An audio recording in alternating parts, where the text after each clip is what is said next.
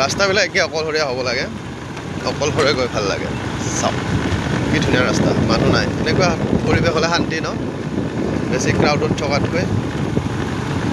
অচিনাকি বাটত লগৰী কোনোবা অথত আহিব, এপাক মাতিব, ছাইডেৰে গুচি যাব। বেছি ভাল হৈ লাভ নাই আজিৰ দিনত। একচুৱেলি মানুহ বেয়া হ'ব লাগে, এইবাৰ বুজি পাইছোঁ। আপুনি কোনোবাক যিমানে বিশ্বাস নিদিয়ক কিয়, যদি আপোনাৰ বিষয়ে কোনোবাই বেয়াকৈ কয়, তেতিয়াহ'লে আপুনি হয়তো সেই মানুহটোক বিশ্বাস কৰি ল'ব, কিন্তু সেইটো মানুহ কেতিয়াও বিশ্বাস নকৰে। তো সেইকাৰণে কিছুমান বস্তু বুজাব বাদ দি দিছোঁ, ক'ব বাদ দি দিছোঁ, শিকাব বাদ দি দিছোঁ।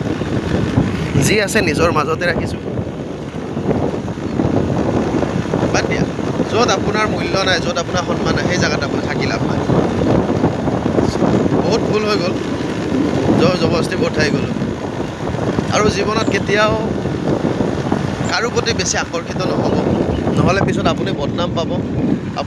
আপুনি কাকো সন্মান কৰিব নাযাব, আপুনি কাকো বান্ধি ৰাখিব নাযাব, আপুনি কাকো ভাল ৰাস্তা দেখুৱাব নাযাব।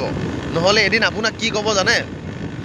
মোকতো দম দি ৰাখিছে ভাই, মোকতো জোৰ জবৰদস্তি ৰাখিছে ভাই, মইতো কেতিয়াই গুচি যাব বিচাৰিছিলোঁ, মোকতো যাব নিদিয়ে, মাৰি পেলাব খোজে। এটা কথা,